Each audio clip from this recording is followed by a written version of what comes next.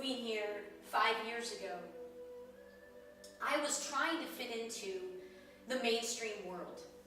And I recently shared a podcast where I begin to sort of describe at least what I mean when I say mainstream.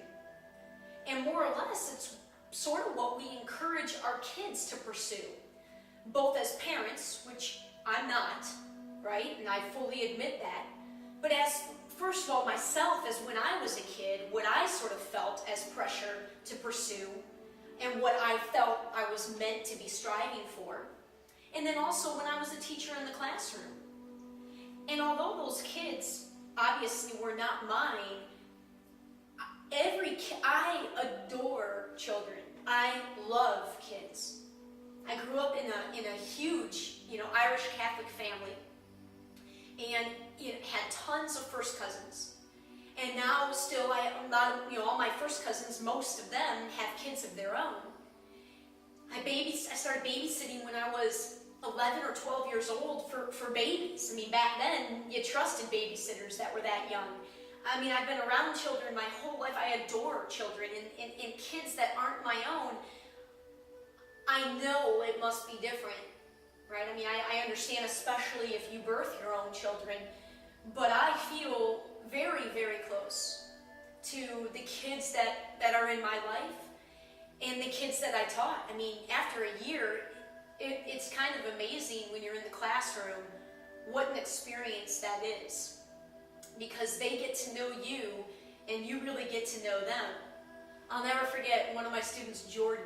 He said something towards the end of the year, because I was always talking about book recommendations and what my personal reading list, and it's on the top of my reading list. And by the end of the year, I won't forget when I suggested a book, and Jordan hollers out and he says, "Miss Noune, every book's on the top of your reading list." And he was kind of right, like there are so many books out there, and I love books, I love reading, I love taking in new information, and he was so right. And it hit me and it struck me so intensely, because I guess I didn't realize until that comment how much those kids really did get to know me because of the kind of teacher that I was. I treated those sixth graders very differently than most of their other teachers, and they knew it. And I'm not saying it was better than, or I'm just saying that I adore kids. And a lot of the work that I am doing, or that one of the main underlying motivations for this work, which is ultimately trying to give some momentum to a new way of engaging in the world. A new way that a lot of people are out there that are aware of, but it's not anywhere in the mainstream. There aren't clear avenues of how to live this new game that I keep referencing. And I know it's still vague at this point, but I believe to my core that I am meant to be a very big voice, to give a face and to give a voice and to give, a lot of different things, all the different manners in which I'm sharing, to try to give energy to a positive take on where we're going, a hopeful take on where we're going as a society and as a world. And it's absolutely for the kids, because I know how I've struggled from what I interpreted as a kid to be such limited options. And from almost the moment I got into the real world after college, I think I've said in one of my previous posts, when I went to Australia, which is only a semester before I graduated from college, my entire perspective shifted completely, and I didn't know what to do with that, because it was significant. And specifically, it happened when I visited Uluru. Uluru, and the common name known to Uluru is the Aboriginal name. The common name, the white person name, is Ayers Rock.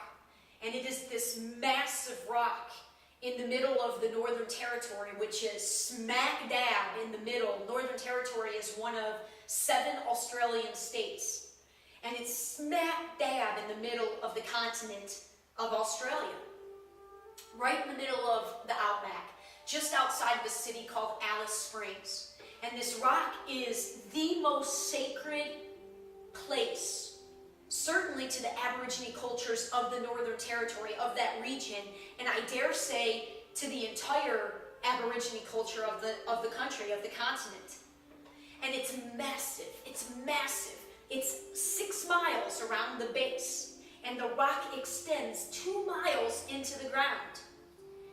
And the white people have made it into a tourist attraction that people climb this rock now. Much to the, well, the Aborigines don't have much power.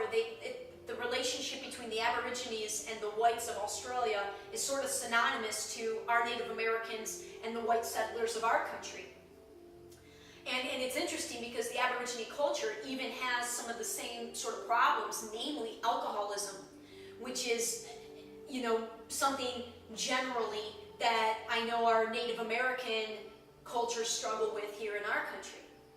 And of course, as you can imagine, or maybe not, it's such a sort of a dishonor to their culture to have people climb this hugely important spiritual symbol in their culture. And I traveled to the Northern Territory, to Alice Springs, for the beginning of, that's where a 10-day trip that I booked began in the 3rd week of September in 1998. And there were 34 of us in this group, 34 college kids. Because over there, it was sort of like a spring break, but it was a 2-week break from school, and this was what I was doing with it. And I hadn't seen an American in the 2.5 months that I had been there until my boyfriend at the time, who then became my husband, who's now my ex-husband, until he came over for work, interestingly. And then it was funny, we went to the airport on the same day, and he went back to America, and I flew to Alice Springs. So other than him and other Americans that were at his conference in Sydney, I hadn't seen any Americans at school, which was good because that was, I was going for an experience outside of America.